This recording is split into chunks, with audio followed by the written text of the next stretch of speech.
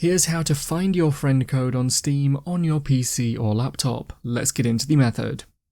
Open Steam first and then click on where it says Steam in the very top left corner of the window.